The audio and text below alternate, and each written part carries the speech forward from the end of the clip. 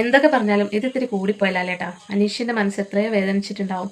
ആ മനുഷ്യൻ കുറേ നാളായിട്ടെല്ലാം സഹിക്കുകയാണ്. 5 വട്ടം അല്ലെങ്കിൽ 4 വട്ടം ജയിലിൽ പോയത് തന്നെ അനീഷിന് ഭയങ്കര സങ്കടമായിട്ടിരിക്കുകയാണ്. ഇന്നലെ ലാലേട്ടനോട് ചോദിക്കുകയും ചെയ്തു, ഞാൻ ഭക്ഷണമൊന്നും കക്കുന്നില്ല, ഞാനിവിടെ ആരുടെയും കുറ്റം പറയുന്നില്ല, ഞാൻ അങ്ങനെ ചെയ്യുന്നില്ല ഇങ്ങനെ ചെയ്യുന്നില്ല എന്നെല്ലാം എണ്ണി പറയുന്നുണ്ട്.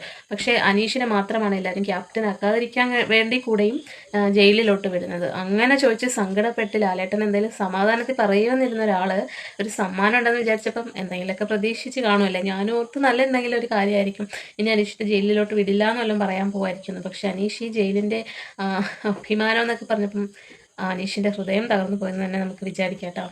അതൊരിക്കലും ഒരു തമാശയായിട്ട് എനിക്ക് തോന്നുന്നൊന്നുമില്ല. അനീഷ് അവിടെ അത് ഒരു ഷോയും കാണിക്കാതെ ചിരിച്ചോണ്ട് നിന്നതേ ഉള്ളൂ. പക്ഷെ എന്തായാലും ആ മനുഷ്യൻ്റെ ഹൃദയം നല്ലോണം വേദനിച്ചിട്ടുണ്ട്. അതിൻ്റെ കൂടെ ലാലേട്ടൻ്റെ ഒരു വാക്ക്, ഇതൊക്കെ തമാശയായിട്ട് ഇട്ടാൽ മതി അനീഷ് നമ്മളല്ല, രണ്ടും കൂടി വേണം ലാലേട്ടാന്ന് നമ്മളൊക്കെ അപ്പോൾ ആലോചിച്ച് പോയി.